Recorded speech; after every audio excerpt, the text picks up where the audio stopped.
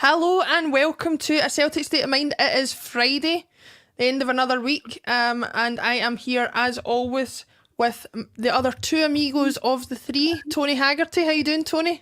I'm very well, Laura, yourself? Not too bad. Jim, how you doing this week? Fine, Laura, how are you? Not too bad, getting there. A slightly different note to start on, slightly sad note to start on this week. Obviously, our Guess the Celt feature on a Friday that we started a few weeks ago is taking on a little bit of a different slant this week. We decided to go for the unforgettable Bertie Auld, and you'll have seen on Twitter that I shared his playing career, where he played for Celtic first between 1955 and 61. He was on loan at Dumbarton during that time for 15 games in the 56-57 season. Went down to Birmingham for 4 years. Came back to Celtic, where obviously he went on and conquered Europe as part of the famous Lisbon Lions, and then finished his career in the early 70s at Hibernian. Jim, I'm going to come to you first on Bertie Auld, but before I do that, I've just got something I want to share from the club. Now, obviously, for anybody who hasn't seen it, Bertie's family announced yesterday that he's sadly been diagnosed with dementia. The Celtic Football Club shared that statement from the family, but also shared this with A Celtic State of Mind and various other media outlets. They said, our thoughts are with Bertie and his family. Bertie Auld's family would like to thank Celtic fans and football fans in general and ask them to keep Bertie in their prayers as they confirm today that he's suffering with dementia. The family would like to thank everyone for their huge support and request privacy during this difficult time. Bertie has been well cared for in his own home, surrounded by all the family. Everyone at Celtic would like to add their best wishes to Bertie and his family. Bertie is a true Celtic icon, one of our greatest sons, and someone the club and our supporters love and respect dearly. We all continue to give Bertie and his family our love, care and ongoing full support during this hugely challenging time. Unfortunately, it's not...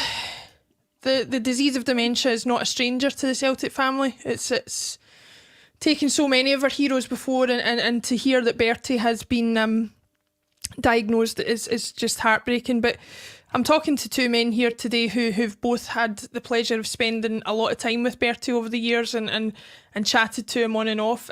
Jim, you wrote a play that was written that was named after him, and you spent some time with him last year. That's right, and you've got a few good stories about him. I don't have a few good stories. I've only met Bertie the once, but it's quite a long story to get to the point that I'm going to make. It was such devastating news yesterday. Last week I said that I'm still obsessed about football, but I'm not in love as much with the football. But there's one person who you can't help but love, and that's Bertie Auld. As the song goes, everyone loves Bertie. For the past 2 or 3 years, I've immersed myself in all things Bertie, and I finally got to meet him last year. And 2020 was a really hard year for everyone, but my highlight of 2020 was spending 10 minutes in the company of Bertie Auld, just me and him, Bertie Auld and me. But I've kind of got a long story to lead to that, so hopefully we've got enough time today. 4 years ago, I wrote a play called Benderley Bratback, and goes on to play the SEC, quite surreal. And the year after that, I thought I need to write the follow-up to this. I'm going to call it Bender like Bertie. And it's about the Scottish Cup run in 1965, which all Celtic fans will know about. That was the launch pad for the Lisbon Lions, 9 in a row. So it takes me about a year to write Bender like Bertie, and just about finished it a couple of years ago, and I got a phone call out of the blue from Des McLean, funny man, Billy Connolly's favourite comedian, and asked me would I fancy writing a play, a kind of non-football play. So, cut long story short, nothing came of that. But Des is a massive Celtic fan, and he said, if you're going to write another play about Celtic, can I be in it? Basically, because it's on my bucket list. It's top of my bucket list. I need to be in a Celtic play. So I tell him I'm just about finished Bender like Bertie, and Des is going to let me be in that. I need to be in that. Okay, be in mind. So hangs up the phone, and 2 minutes later I get a phone call, and it's Des McLean impersonating Bertie, and he's phenomenal, absolutely phenomenal with Bertie. And Des tells me the story that he came back from Vegas with Bertie, and he spent 10 hours chatting to Bertie Auld. on a plane, didn't want the plane journey to stop. He said, the greatest 10 hours of my life, chatting to Bertie Auld. So he had Bertie down. He could do Bertie. So that made me think a wee bit more, because the play itself, it wasn't about Bertie. I mean, it wasn't the Bertie Auld story. I mean, it mentions him a few times, and he's influential in that cup run, and he scores a double in the final, obviously. But it wasn't the Bertie Auld story. But then I thought, well, if Desmond McLean can actually impersonate Bertie, what I'll maybe do is take one of the main characters out, and I'll stick Bertie Auld in, and we'll see how that works. So it takes me a couple of months, and I kind of finished the kind of first draft of the play, and I sent it to Des McLean. I said, how do you fancy actually playing Bertie? Love it. Need to do this. It sounds brilliant. Let's do it now. So I booked some nights in a theatre last September, and then COVID hit. So that put it on the back burner. But I said to Des, we really need to speak to Bertie and his family to tell them we're actually going to do this. You're going to play Bertie on stage just to make they're okay with this. Now, I don't know any people at all, anyone famous, apart from maybe Paul John Dyke. That's the most famous person I know. Haggerty now, Bradburn now, so that's speaking of getting there. But Des knows everyone. Again, cut a long story, dead short. Des managed to get a meeting between Des, me, Bertie's son Robert, and Bertie, Straven Golf Club, last August. And I'm going to go and meet Bertie. So Robert meets us at the entrance and takes us in. And there he is. He's like 10 feet away. It's Bertie Auld. It's Bertie Auld in the flesh. And I'm totally starstruck. An old man like me, totally starstruck. And he comes across to me like I'm his best pal. He's known me for years. Jim, how are you, son? Yeah, I've been really looking forward to meeting you. And I'm thinking, how can Bertie Auld possibly be looking forward to meeting me?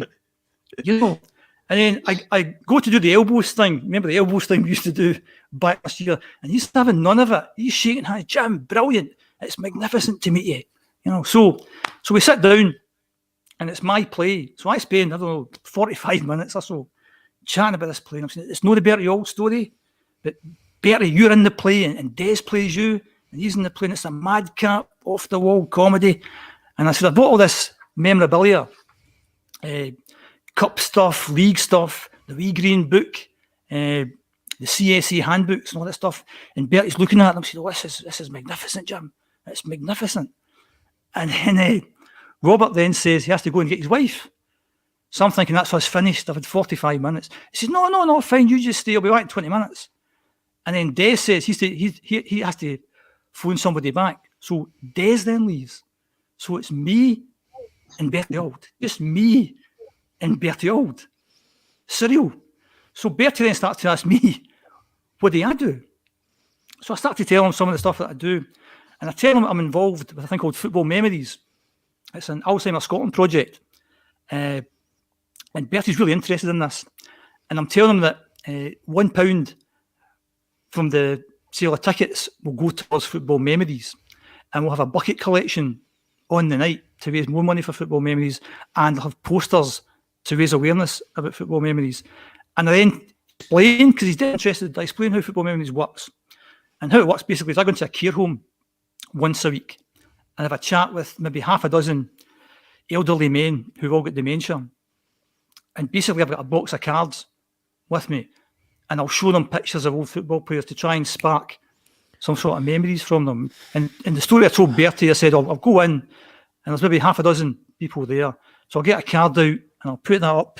I don't know if you can see, that's Jimmy Johnson. And I'll say, who's that? So the first maybe 2 or 3 people, it's like in a blank. They don't know. And then one guy will pipe up and he'll say, Jinky. That's Jinky, that is. And then you'll say, what can you tell me about Jinky? Jimmy Johnson's his name. Aye, what can you tell me about Jimmy Johnson? Red Star Belgrade. And you say, what can you tell me about Red Star Belgrade? 5-1. And Jinky was brilliant. Right? And I'm saying, what else can you tell me? And he just went blank after that. So this is a man who couldn't remember what he had for breakfast 2 years ago. But for 20 seconds or so, he was talking about Jimmy Johnson and Red Star Belgrade. And I was telling Bertie that one of the early scenes in the play, it's an elderly man, and he's in the early stages of dementia. And his daughter's taking him to a Football Memories session at the local library. And it's Bertie Auld and John Fallon are going to be there. And they're going to do a talk But when the daughter says John Fallon, it sparks her dad off, and he starts going, Fallon Young Gemmell, Motherman Neil Clark, Chalmers Gallagher Hughes, Lennox Auld, Fallon Young, because that sparks his memory. And after I say that, Bertie then says, oh, the 65 cup winning team. Oh, what a team that was. He says, that's my favourite ever game. And because I've been obsessed with Bertie for 2 or 3 years, I know it's his favourite ever game. So then, this is what I'm leading up to, sorry. This is my 10 minutes coming now. So basically, I'm there with Bertie Auld, just me and Bertie Auld. And I say to Bertie, just so happens, Bertie, I've got some of the cards with me. Right. So I get all these cards out, basically.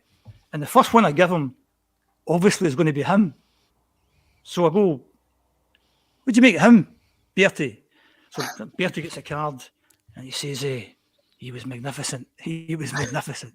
Him, what a player he was. Handsome as well. Like, totally surreal experience. I'm sitting with Bertie Auld, and I'm going through all these cards, Law and Tully and Baxter and all these guys, and he's commenting them on. He's a dirty big so-and-so. And this is the greatest 10 minutes. Maybe not of my life, but certainly of 2020.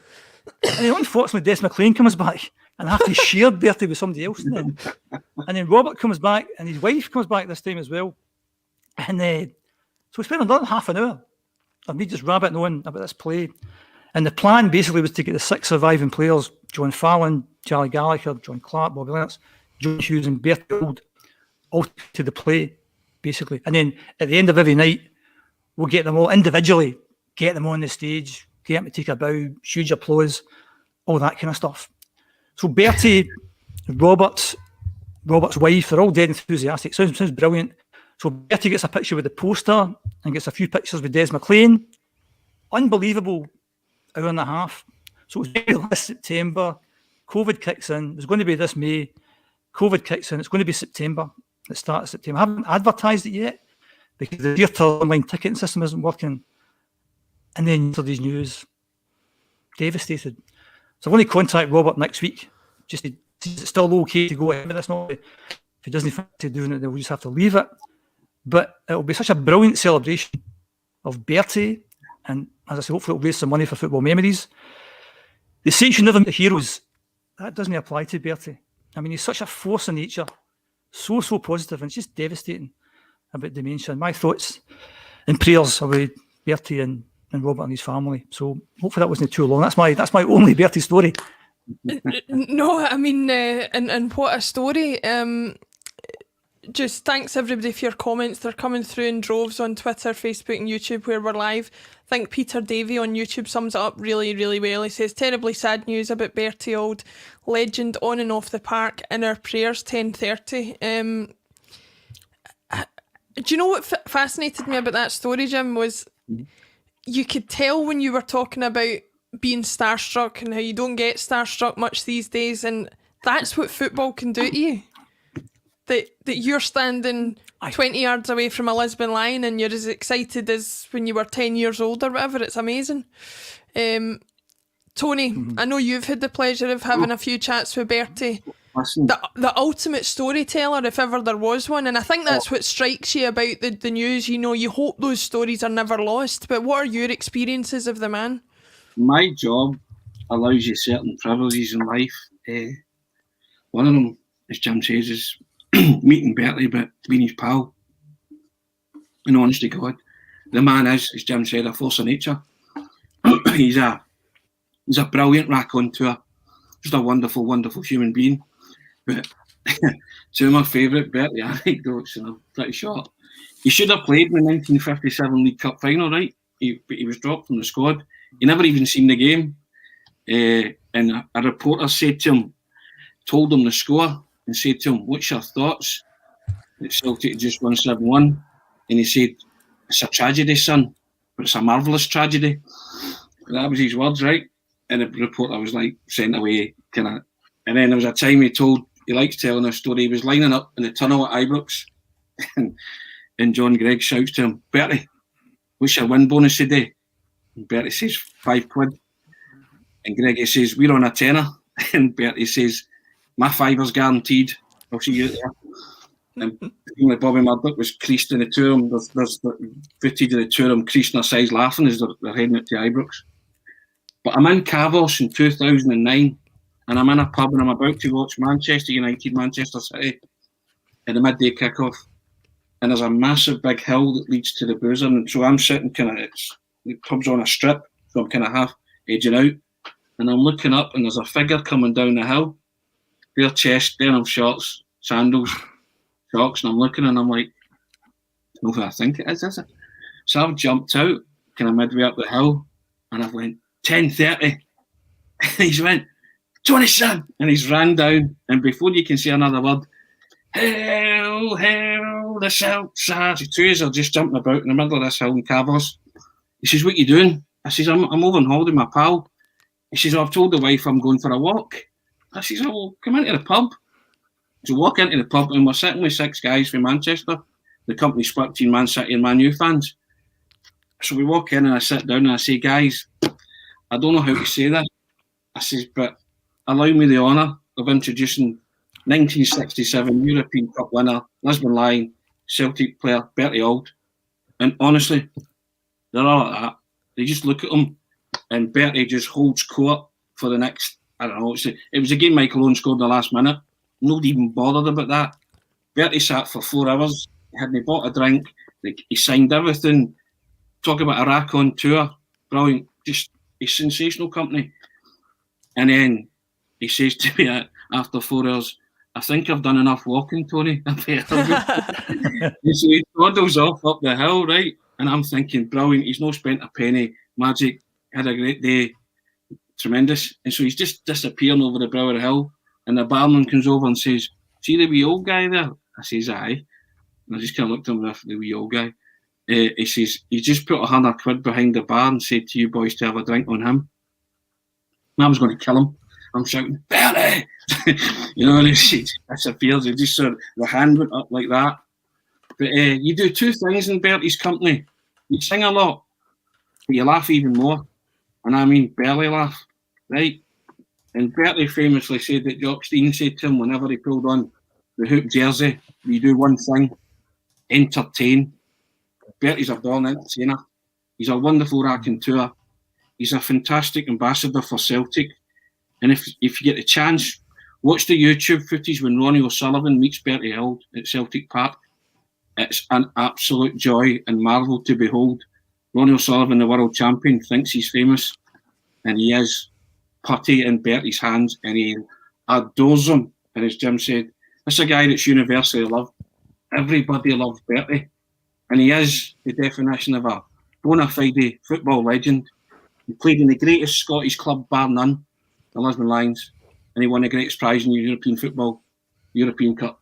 And yesterday's news was pretty devastating, but I'll say this, he's one of Celtic football clubs and Celtic family's national treasures. He'll always be cherished. My prayers and thoughts about Bertie Auld, Robert, and his family at this time. God bless you always, 10:30. Another fantastic story, and to give a bit of sort of a point of view from a younger person who obviously didn't see him play, who has no memory or knowledge of the Lisbon Lions as players. I think what hits me so hard when you see news like this come through is they are kind of like, for somebody like me who lost the only living grandparent that I remember when I was 12 years old, they de facto became kind of, you know, grandparents of a sort, and I say that without meaning any disrespect to these players' actual family and friends. Obviously it's not the same thing, but you know, from the day now that I've been born, I could name you that Lisbon Lion 11, Simpson, Gemmell, Craig, Clark, McNeil.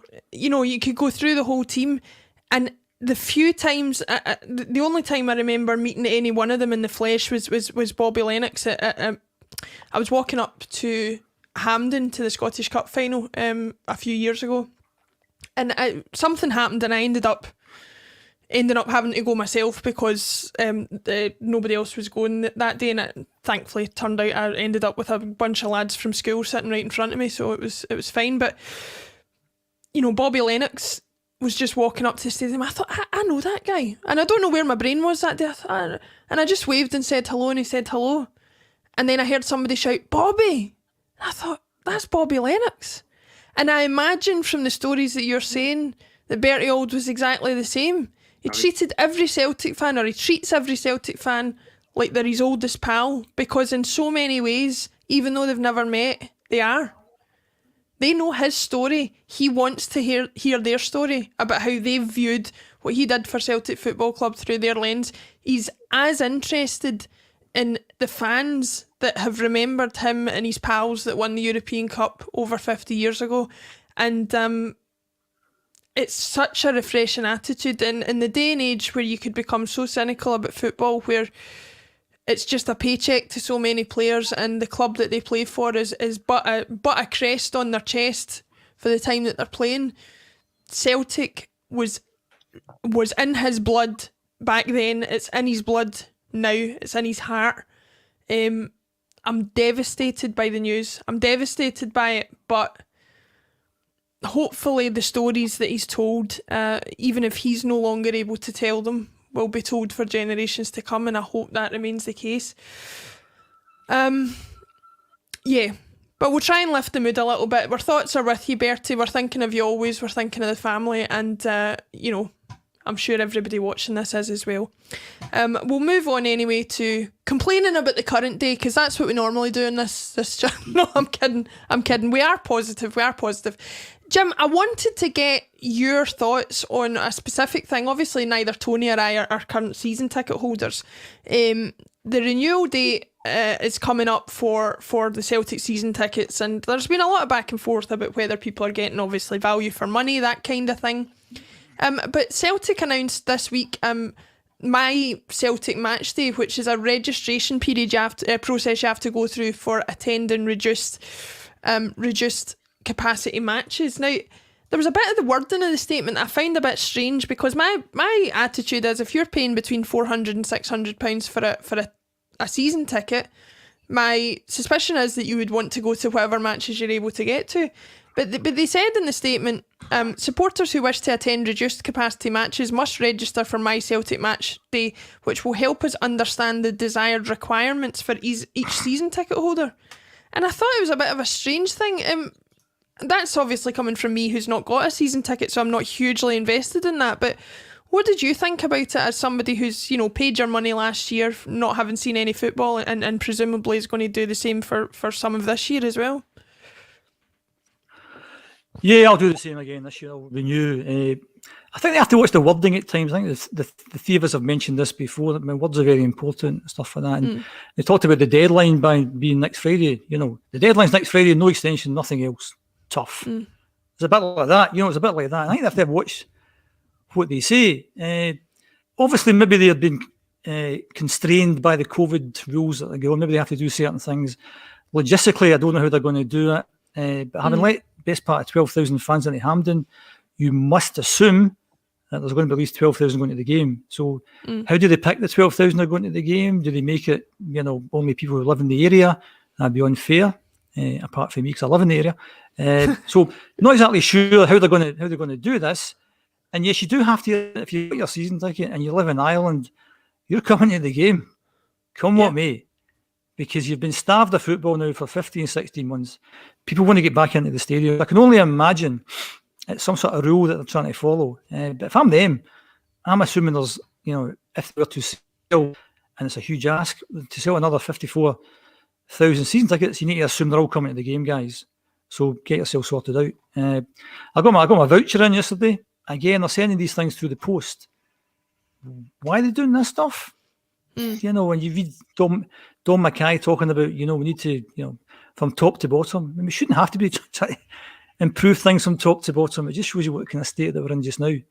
But people won't renew until the last possible minute. So you maybe think, maybe they should have given some incentive, maybe knock off a tenner for, you know, an early renewal, or 20 quid or something like that. And that goes back to the value thing again. But people tend not to renew quickly. they know that, I mean, they talk about this waiting list, which some people, including myself, are a bit sceptical about in terms of the numbers that are on that waiting list. So if you don't get your ticket, somebody else is going to get your ticket instead. I think that's a bit of a bluff. But most people tend to wait a wee bit longer. The chances are I'll renew by next Friday's deadline, and I'll fill this form in that I need to fill in to say, see how I bought a season ticket? I'd like to go to the games, please. Logistically, I've got no idea how it's going to work. I've been reading a lot of stories this week about Scotland fans at the game on Monday, which I was desperate to go to. It's up at the park, trying to get a ticket. Didn't get a sniff of a ticket. Some real scare stories about getting searched, getting in, and what you could and you couldn't do. And then once they get inside, you could do what you wanted. Nobody would get people were sitting where they wanted and stuff like that. So again, I think as football fans, we tend to be quite simplistic. You know, if you're going to let a quarter of the fans in, so 15,000 people get to go to Celtic Park, logistically, how do you actually do that? And then once you've got your 15,000 and they're in the stadium, how do you actually manage those 15,000? It's what if a bunch of people, no names, get together and you've got a group of 100, 200 people. Are you meant to separate them? And so I think there's, you know, a wee bit of work to be done in terms of how this thing works. But yeah, it did seem a bit strange. You know, if you're buying a season ticket, do you still want to come? Yeah, maybe, please. So that's my view. Yeah. Tony, I've heard a lot of people say, you know, that we're slightly overreacting to every utterance that the club make because of the way that the season's gone. But I mean, I do think even with a level head and with the benefit of time and things having calmed down, I was still baffled by it. I was still kind of like, what do you expect of people who are paying all that money? Of course they want to go to the games. I'm not saying that they don't have to have a registration thing like this to, you know, organise how they're going to hand out who goes to what games. That's fine. But don't insinuate in the statement that there might be people who are happy to pay the money for the season ticket but not go to the games, because I don't think that's the case. Have you ever known a Celtic supporter to buy a season ticket and not use it, regardless of how bad the team performed? You know? And I think that's something that was missing this season. The fans wanted to try and play their part to lift the team, and that was what a lot of the frustration was, even though the team were underperforming. They wanted, they like to think that had they been in the stadium, they could have made a difference. They might well have. We'll never ever know.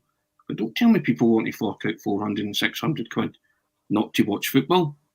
I mean, I'm like you. I'm baffled by the question. Do you want to just give us your money but sit in the house? You know, that you'd be doing us a favour if you did that, if you ticked that box. Who in their right mind's going to tick that box? I mean, it's just... I find it staggering, and as Jim said, it's the communication with the club has hardly been exemplary for a lot of months now. But my goodness, it's almost bordering on insulting your intelligence with that question.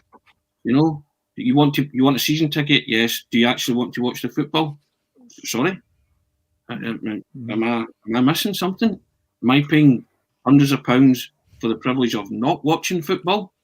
Someone explain that to me. And then as Jim says, how do they decide who goes then? How is this going to come about?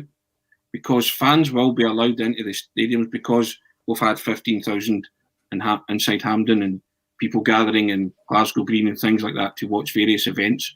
So they're going to have to let fans in. Who decides that? And is it going to be, if you paid X amount for a season ticket, that you get priority?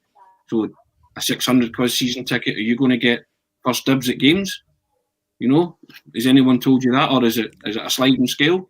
Does that make you more or less of a Celtic supporter because you pay more for your season ticket? I wouldn't be surprised if they were working it out on that kind of scale.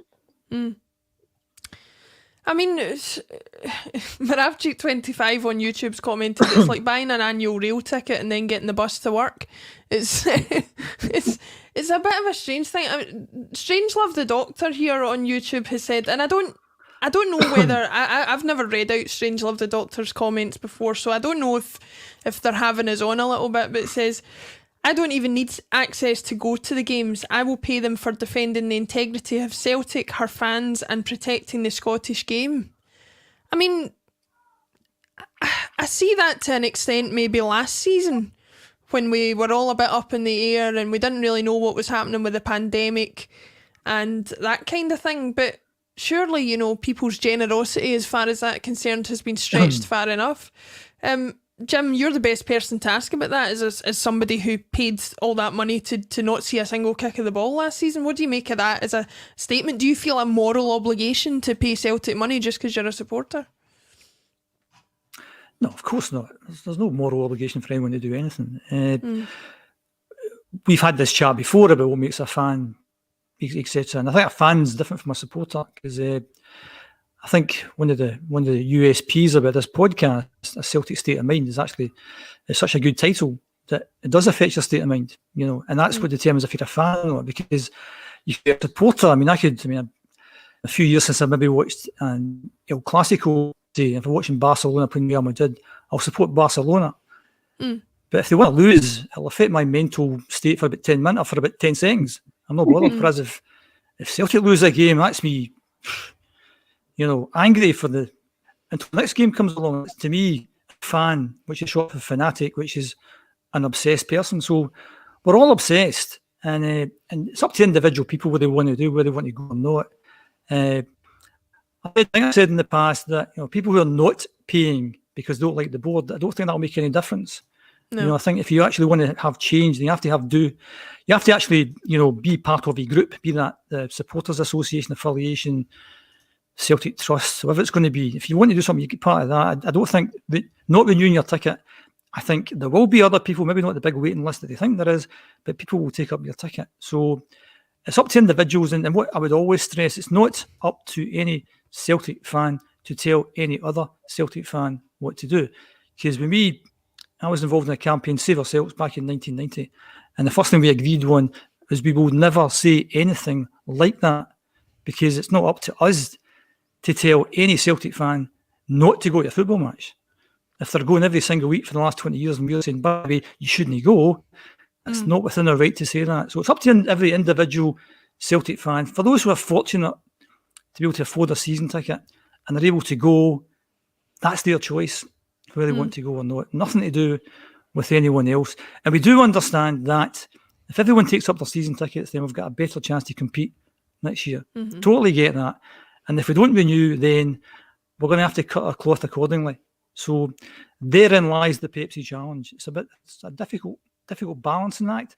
I think most people, if they can afford to, will end up renewing, but not because it's a moral obligation. I think it's up to individuals what they want to do.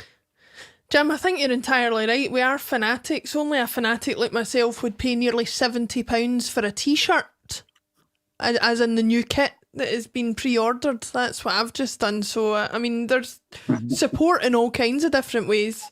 We all support the club in our different ways. Some go to the games, some aren't able to, some have all the paraphernalia and do the collecting, and I just love speaking to any kind of different Celtic fanatic and seeing what it is about the club that they love. Tony, it's a strange one because I think people feel like their loyalty has been tested.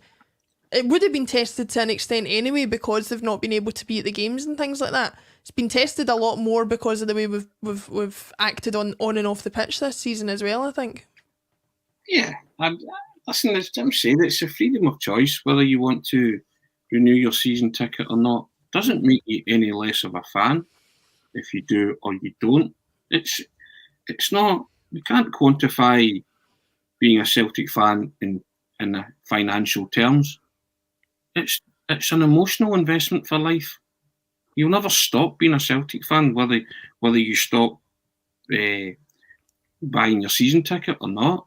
You know, some people might not be able to afford that after the year we've just had. It's a simple fact of economics, but it doesn't make them any less of a fan. Your fanaticism is your emotional investment, and as Jim said there, and I've said before, you can only support one football club. If Barcelona lose with Messi in the team, and you like Messi, so be it. It upsets you for 10 seconds. But if Celtic lose, you get pretty darn annoyed about it. You know, and that's why people get really annoyed last season, because they weren't winning. You know, and so their way of maybe getting some recompense or getting, answering back the board by means of a protest is maybe not to take up their season ticket. But as Jim also said then, as the board always say to you, well, we've got plenty of people lining up.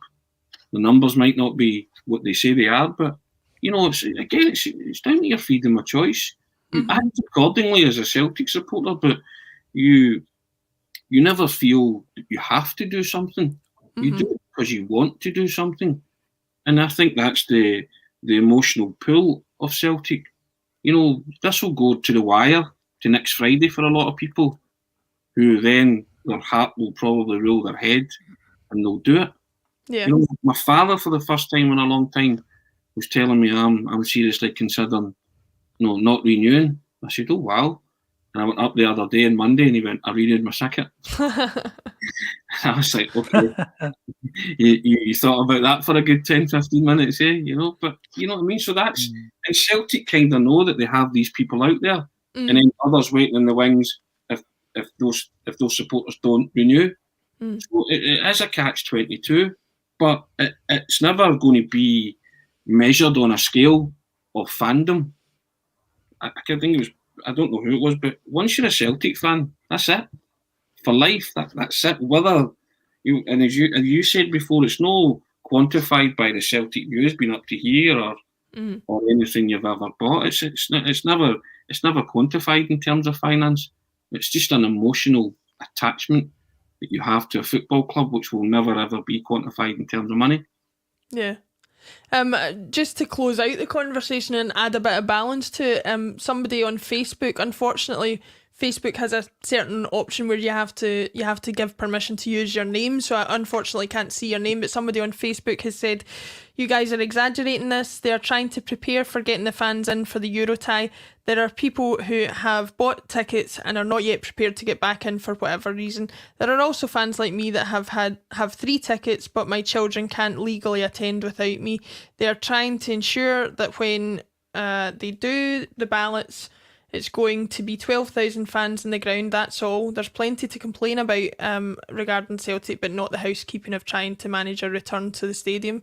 And I think that's fair. I think maybe we do overreact a little bit, but I think to pick up on what Jim said, I think a little bit more careful wording of the statement might have been in order as far as this is concerned. But again, to quote Jim, we move on.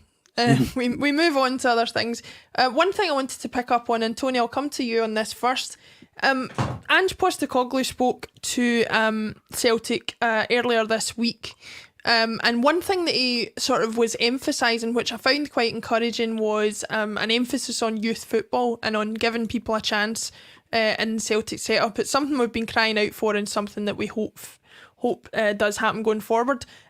Obviously, the club are back in that. They've just signed a highly rated young striker, Joey Dawson, from Scunthorpe. He's 18 years old. He's come in on a 3-year contract. And they've just signed a new deal with young keeper Toby Oloyemi, who came to us from Tottenham a couple of years ago. So there is an investment going on in youth, and it seems to be something in line with what Ange Postecoglou's sort of philosophy will be going forward. What did you make of that as a kind of statement, and do you think it looks like the club might be backing that going forward? I think the club will certainly back it going forward, and anything that you've read on any expert that's come on and spoke about Postecoglou, that seemingly his MO. He likes to build teams, and he likes to build teams with what he has, or youth players, coming forward, so that you get longevity from those players. And we're all for that. I think that's a good thing. If he's going to promote from the academy, Celtic love nothing better than seeing their own coming through and making their mark in the first team. The problem with that, though, is it takes time. And unless, like, you have a quality street gang full of kids coming through and they're all terrific footballers and they can all be relied upon to make their way and make their mark in the first team, then so be it. But the problem is with a lot of Celtic fans at the moment is they don't think we have time.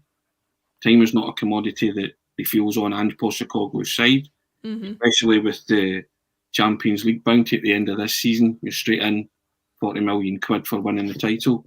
So, and as much as it's very idealistic, isn't it? It's a romantic way of Celtic. Jim will probably like that fact that you bring youth players through, and it's happened in the past with a lot of them. But I think certainly if he comes in, most people like you and I would want to hear like Sir Karamoko Dembele get a try. We spoke about him at the tail end of last season. You would like him to come in and maybe give someone like that a fair crack at the whip. And the fact that they're signing young players augurs well. That's fine, but these are ones that are to be developed over time. And again, has Ange Postecoglou got time? Everybody will get behind him. But if it goes pear-shaped very quickly, then that worm might turn. Everybody is behind him. The Celtic supporters are behind him, and they wish him well. But he has to be careful about the introduction of youth, because there's a time and a place for that. Yeah, I totally agree, and I was encouraged. Jim, what are your thoughts? I think it does fit in with the Celtic ethos that hopefully, young players coming through is something that we should focus on. It certainly seems to be something that Ange sees as a priority. Do you think it's something that we can hopefully implement a bit better than we have done in recent years? I think it just shows the range and complexity of trying to run a football club. So we go out and buy an 18-year-old, and from what I read, he's going straight into the Colts. So who decided that? Who decided this? Because, there's no reason why 18-year-old kids couldn't go straight into the first team if they were good enough. And what we're reading about Ange, age isn't an issue, So I'm a bit confused. Again, obviously, who thought this kid was worth buying? I can't imagine it's Ange. He's not in the door yet. So who's actually buying him, and why is he going to the Colts? Is it because he's not good enough? Is he there to be developed? Is he one for the future? And I think we're all starting to realise that reality's biting pretty soon, because we've all seen the number of days, and those days are going down and down and down. And then you hear, I think we have to register the players for the first Champions League game is 9 or 10 days' time. Yeah. And then you start thinking, well, who are we actually going to register for this?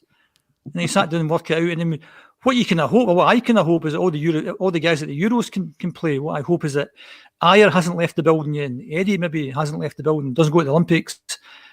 And maybe Jack Henry's back and Shved's back by you. And they may not hopefully they bolster that Champions League squad, because I think we've all got very low expectations of getting to the Champions League, but we want to give it a go. I want Ange to have a decent number of players there. So I think, as I said, I think it just shows the complexity of trying to run the whole thing. Who is a first-team squad player? And the fact that Ange has said he's happy to go with youth, like Tony, I'd like to think Dembele may get a crack next year. The young guy Montgomery said a few weeks ago he looked as if he's not a bad player. And football's one of these things. It's not an exact science. There's no reason why Montgomery could come into the team and just take off, and all of a sudden he's a first team player. Then Bailey comes in, scores a wonder goals, all of a sudden he's a first team player. So who knows what's round the corner? And that's what we love about football. You don't know what's round the corner. Ange should come in, find a few gems, hit the ground running, and off we go. But for me, I just found it interesting that we're buying this 18-year-old, he's going to the Colts. So somebody's made that decision to bring the guy in. Somebody's made that decision to say he's nothing to do with the first team squad. He's a Colts player. So the quicker the big man gets in, the better, and get this kind of stuff sorted out. Yeah, I totally agree as far as that's concerned. Just to come back to you, Jim, and Tony, I'll get your thoughts on it as well. Obviously, we've got FC Midtjylland. The draw is known. I think from my personal point of view, it looked like probably the most favourable draw we could have got out of who was there. But it was interesting to hear Ange say as well that obviously there's an Australian international in the side, and so he's been keeping track of Midtjylland. It might be at this case that he knows them better than he knows his own team just now. But what did you make of the draw? Are you pleased with it, or is it one of these things like you say we're just going to have to go and give it a good go, a red hot crack as they would say in Australia? I think. I think no matter who we get or who we got is going to be hard. I think if we'd have played any of those three teams at the same stage last season, we'd think this will be hard. And I think Ange's coming in there with a huge task ahead. And I know you tend to look at some of these teams and you think, well, it'd be good if we got them, good if we got them. If you look at Michelin's record in the last couple of years, it's pretty good. Pretty good, So I think there'll be 2 extremely hard games. I think we'll do well to get through. I've got very low expectations of Europe this year. Nothing to do with Ange. He's coming in. He'll do the best he can.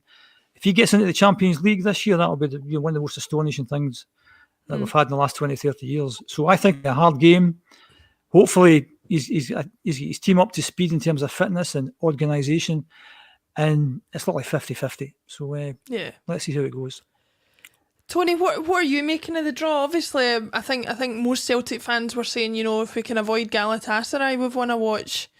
But thereafter, it was kind of much of a muchness. I think, like Jim says, most of what we'll be hoping for is to see some sort of cohesion and some sort of plan of the way that Ange is going to play, even if he's not fully implemented it by the time the qualifiers come around.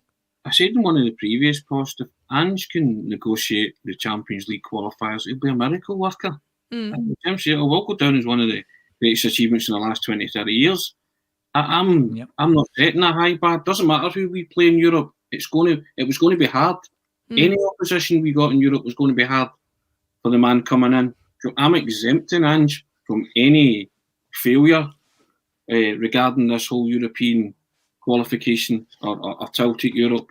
If he does it, honestly, I will bow down at his feet and say, man's got ability. But there'll be no blame attachment if Celtic go crashing out to Michelin or the next one. Michelin is probably the best they could have hoped for at this stage. A trip to Turkey to face Galatasaray, then you were looking that was a seriously tricky tie. So I think we'll be thankful for small mercies, and I think everybody just wants to see the shape, how we line up, and as Jim alluded to there, who's actually going to be playing for Celtic in these games? What squad have we got? Who's staying? Who's going? Because it is now we're now in the 30s in terms of days. That's not very long, and the manager's still quarantining, but he clearly is working away behind the scenes because he's telling you with his interviews and stuff that he's working hard and they're doing stuff. So there are decisions being made, but as Jim says, we've got to register our squad soon. Who's actually going to be in that squad and will they play? I mean, I think that people want to know that for a start. But I guess I don't like words such as free hit and that kind of thing when you refer it to Celtic. But I think Ange has got a free hit at this one because expectations are not high. So if he exceeds your expectations, brilliant. I think everybody will get on board and get behind him. And if he doesn't, then you shrug your shoulder and say, well, we weren't expecting too much anyway, so we got what we expected. But I'm fully behind him. But I think he's got a hard job on his hands. And I don't think Michelin are, as Jim said, I mean, Rangers did take 7 off them, didn't they? A couple of seasons ago, is that right? Yeah, that's right, yep. 1-7-3 and on aggregate, so I don't know if that's any gauge or it's a similar team to what Rangers faced back then, but if Rangers can prove that they can go there and win, and I think they won handsomely in Denmark, then you'd like to think Celtic could maybe do the same. I think I'm the same as far as both of you are concerned. I've got no great expectations as far as Europe goes. I just hope that we all give Ange the patience and the time that he deserves in the event that we do go out of Europe, because we've seen reactions in previous years, obviously under different circumstances, to going out of Europe and it being a major issue for some teams. Of course, Gordon Strachan started with that defeat to Artmedia Bratislava, and it ended up turning out not too bad for him anyway. So it's no indication of how things are going to go going forward. But about a month to go now, and we've just got to wait and see what happens with it. Obviously, the ideal would be to be back in Europe in any form next season, even if it's not the Champions League, if we can somehow wangle our way into the Europa League through. I don't know how exactly that works, but we wait and see what happens with it. For the last 10 minutes of the show or so, I thought what we would do is, we're not Scotland podcast. We're not a Euros podcast. We actually have a daily Euros bulletin on a State of Mind YouTube channel, which if you go and subscribe to, you'll get notifications of that going live. That's hosted by Sean McGill, and he does a really good job having different guests on every day, doing an overview of the day's events. But here, of course, we'll be focusing on the home nation. Jim, I'll come to you first. You've obviously been to Scotland games at major tournaments and seen them play, and first of all, before we get to talking about the big one tonight, what was your assessment of the opening match against the Czech Republic last week? What did you make of it? I think like most games, Laura, when it's actually happening on the aftermath of the game, emotion tends to kick in and you look for all the kind of faults. But in fact, Scotland were the better team. They made the better chances in terms of expected goals. I know that Tony doesn't like this stuff, but in terms of expected goals, I think we were the fourth highest at that point in time. Missed chances, should have scored, just lacked that bit of quality at the top end of the pitch. Their first goal was a fantastic goal, albeit it came from a set piece. And I don't blame Marshall for the second goal at all. It's just a phenomenal finish. I used to run kids team. If you're a coach, you're always looking at all the part. You're looking at all your players. And if David Marshall was too far out his goals, the coaching staff would have told him, boy, back a bit. So over the course of the game, I thought we were dead unlucky. But having seen Scotland, we're looking at all these young people who were going to watch Scotland for the first time. But if somebody had told me after the game, how'd the game go? Oh, we made loads of chances and missed them all. They scored before half-time and they got for 50 yards. You think, I think that was about right in terms of in a major tournament. That's how it tends to work. So I thought they were unlucky, but they had to win the game last week. If they had any chance of qualifying, unless results go a bit funny today, hopefully the Czechs take something today. I expect us to lose tonight and go into Monday, go into Tuesday, maybe with some sort of chance, maybe qualifying. But I think we're a pretty limited team. As I maybe said last week, we're going to the tournament. We haven't beaten anyone of note. We get through the back door, and even then it was in penalty kicks. We've got maybe 3 or 4 very, very good players, but we lack any quality up front. And I'm a bit fearful for tonight. I think tonight's a bit like watching Celtic away in Europe. It's like kind of hiding behind the couch and tell me when it's finished type of thing. And if we can get away, we're not losing by any more than 3 goals. I'll be happy tonight. I don't think Steve Clarke will change very much from Monday. One thing I'd like him to do, this goes back to a Celtic thing, would be that I think there's a few weaknesses in that English team. Whether we're any good to exploit the weaknesses, I'm not so sure. But the one they have is playing their right back at left back. They're playing Kieran Trippier at left back, and I think that'd be tailor-made for Jamesy Forrest. So I'd like to see Jamesy Forrest playing up against him. And if Kieran's fit, then maybe Robertson's the other side of that. So the heart says we've got a chance tonight. The head says we're behind the couch and just give me a shout when it's finished. Tony, I'll come to you first for your thoughts on the Czech Republic game. I have to admit, I was working, so I didn't see the game, and I came out to all these tweets and reviews of the game, and we were shocking and we were this and that. I watched the extended highlights, and though they don't tell the whole story, I did feel a little bit like, actually, I don't think it was all that bad. I think we hit the bar. They were lucky not to score an OG, and they scored a goal that, you can never plan for. Apart from obviously not having your goalie stand on the centre circle when the striker's 20 yards away. But what was your assessment of it? Was it as negative as some people were going, or were you more in Jim's boat that, it wasn't too bad on reflection? Nah, I thought he picked the wrong team for a start. I thought it was 2 bang average teams, and one team scored 2 goals while the other was pretty negligent with their chances that they created. But I watched Wales the other day, and they've got Bale and Ramsey to lift them out of the ordinary. Yeah. Sadly, Scotland don't have that. We've got a team of decent footballers, but we don't have a Bale or Ramsey. That goal the other day that Wales scored, the pass from Bale to Ramsey was world class. Don't care what anybody says. And I just looked and I thought, do we have anybody in the Scotland team that can do that? And who's he going to pass it to produce that finish? Because the chest and the control are just absolutely sensational. And that's what you need at international level to win these kind of games. And I thought the Czech Republic game was a game where Scotland should have gone all in. I thought Clarke played Forrest, and missing Kieran Tierney was a blow. But, we had to attack to win that game. Yeah, we missed a couple of chances, but were we on top for long periods? No, we weren't. And yeah, the guy scored a wonder goal. I'd still be questioning the goalkeeper's position, though. He shouldn't be that far out. But the guy has executed a world-class strike. But the fact the goalkeeper's position has made up his mind, he's got one shot at it, and people say that's the 1 in 100. Well, he picked the 1 in 100, and he executed it brilliantly. So you take your hat off to that. As for tonight, I don't know. There's something in me that says Scotland are going to get something from it. I don't know why. It might just be the whole Braveheart attitude and get ripped into them. But as Jim says, I think Trippier could be a weak link if he plays Forest. But I don't know. I just feel that you have to get something now. So you're going to have to attack. And I just think that England have got players that could pick you off. Yeah. You've got players that didn't play for England the other day, Jack Grealish, guys like that.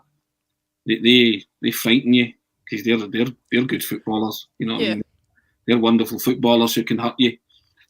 So I like Jim. I feel that it might be a behind the couch job, but I'm hoping and I don't know, something inside me says that Scotland are always at their best when they're kind of underdogs and everything's against them and they produce these results from nowhere. So I'm hoping it's one of those nights. Or they give Brazil a helping hand and score an OG for them when they've already got Ronaldo up front. Yeah, something like that, yeah. But, my thoughts on tonight's game are there's not as much to fear in the England team as I think a lot of people would think. Harry Kane struggled against Croatia, and I know he's got a fantastic scoring record that can't be argued with, but very often I watch him and I tweeted it. If teams manage to throttle the supply to him, he struggles in games. He comes deep looking for the ball, and that gets him away from the goal, and he's at his most dangerous when he's in the box. So if you can force him to come out of the box looking for the ball, then you can nullify a lot of his threat. Where I think the fear comes from for me, another weakness before I go into where the fear comes from, they're kind of lauding the return of Harry Maguire, and I pray that he ends up getting picked because, my goodness, I have never seen a more average centre-back in my entire life. How he's ended up at Man United, I have no idea. He's living off the sort of remnants of a semi-final run at the 2018 World Cup, and I think he'll dine on it forevermore. A European Cup victory in Lisbon in 1967, it is not, so we can forgive Bertie that because that was an actual achievement. But anyway, where I do fear them is I think Mason Mount is very dangerous. I think Phil Foden is very dangerous. I think Sterling, if he's up for the match on his day, can be very dangerous. They've got people that aren't even in the starting lineup, like Marcus Rashford, that they can bring off the bench, who's not even starting games. There's a lot to fear. But I think sorry, on you go, Jim, on you go. No, I think midfield to front, I think they're very good. They've got tons of options. I think the back four and the goalkeeper didn't look too clever watching the game last Sunday. I think the full-backs aren't too clever, and the two centre-backs I didn't think were that great. But I don't think we have good enough players to get at them. I think when they come up against Germans or the French, stuff like that, I think them will see the weaknesses at the back. But I don't think we're good enough. I kind of struggle to see where the goals are going to come from, and that's why I've said in the past that Lee should have been in that squad, even just to get the last 20 minutes or something, a free kick or something like that, because he's somebody that goals would actually came from, and it's just we're missing that lack of quality at that top end of the park. Steve Clarke's teams have always been very stuffy. There's no way we can go tonight and go gung ho. I mean, it's just keep it 0-0 for as long as we can, or 1-0 for as long as we can, and try and sneak a goal near the end. And that would be the Steve Clarke plan. And that's a kind of sensible plan, because to go gung-ho against that kind of team, and I think watching the game on Sunday there, England were very good the first 20 minutes. And if England had to score in the first 20 minutes, they might have just run riot. And that's my concern tonight, is they come out the traps like that and score in the first 20 minutes. And it's going to be not just one couch behind, we'll have to be behind 2 or 3 couches tonight if it ends up like that. So, yeah. Just to bring it back here, just to bring it back to Celtic a bit, Tony, as Jim says there, options up front are few and far between. I don't think Lyndon Dykes will be striking fear into the heart of any defence. I don't think Che Adams is you know, he seemed to improve the performance certainly slightly when he came on against the Czech Republic, but by no means is he the answer that we're looking for either. Given that Forrest is just coming back from injury and McGregor didn't play the first game, do you see either of them playing? I think Forrest, given the way he ended the season, would be an excellent outball for us if we're going to be pinned in an awful lot. Yeah, I think Forrest has to play. Forrest can create for a start. I'm not, and Jim say, you don't advocate going gung-ho, but he's a good outlet to take the ball a walk and, you know, just give your defence a breather, which they might need on quite a lot of occasions. But also he can create, he can cross, he can set up, and he's, you know, he likes a big game goal himself. Let's not forget. So I think Forrest would be ideal. This is a game tailor-made for someone like Forrest. If we are, as Jim says, going to soak up and try and maybe hit on a counter at some point, you know, then he's the man that can help unlock a defence and take advantage of any kind of deficiencies in that English defence. You know, so if Forrest doesn't play, I'll be pretty surprised and I'll be pretty disappointed as well. But again, I look at that team, and I never thought at any time against the Czechs that Scotland were going to score. No. I just had that kind of foreboding sense of doom about it. I know we had the bar and we created chances, but Shea Adams lifted the performance. But Lyndon Dykes just showed you what he is. Might be a good club player, but for international level, you need a hell of a lot more. Yeah. And I'm with Jim. I took Lee Griffiths along for the very fact that Lee Griffiths functions in a very simple way with football. Man gets ball, man wants to score. That's the way Lee Griffiths thinks. You know, give him the ball, he will shoot from any distance. He's also a real threat from set pieces as well. And then if you get a set piece as well, 20, 30, even 40 yards from goal, he fancies himself. So for those factors alone, I would have taken him. And I know he's maybe not 100% fit, but you could get half an hour. Yeah. At least. Or 60 minutes, whatever way you want to swing that. And say, look, you're on here to score. Score. And you know, he would have given his all to try and score. I'm sure of it. Jim, just to finish off, are you in agreement? Well, I'm sure you are in agreement about Forrest having a role to play. Do you see it happening tonight? It obviously depends how Steve Clarke feels. I think he's going to play virtually the same team. If Kieran Tierney's back, I might be unchanged. Because I know Tony says he's maybe picked the wrong team for Monday there. But with a wee bit of luck, would have won the game. And I think that's how Steve Clarke tends to look at it. Don't do anything silly. I think he's quite risk averse. You know, a wee bit of luck, we win the game. In football, you need a wee bit of luck now and again. We didn't get much luck in Monday. Whether you think we deserved the luck or not, that's a kind of different thing. But I think he'll be dead cautious. And then if we do get to the last 20 minutes and we've got a chance of winning it, maybe he might do something then. But it's going to be really difficult tonight. Yeah. We can, but well, yeah, we can only be optimistic. We will certainly all be there watching anyway, cheering on.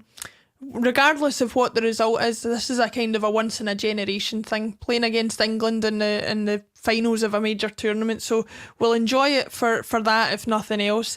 Thanks everybody for watching on Facebook, YouTube and Twitter. Get subscribed, share the show. There's loads of content still coming every day for you, and there will be for months to come. Not long till the new season starts either, so there's plenty going to be chatted about there.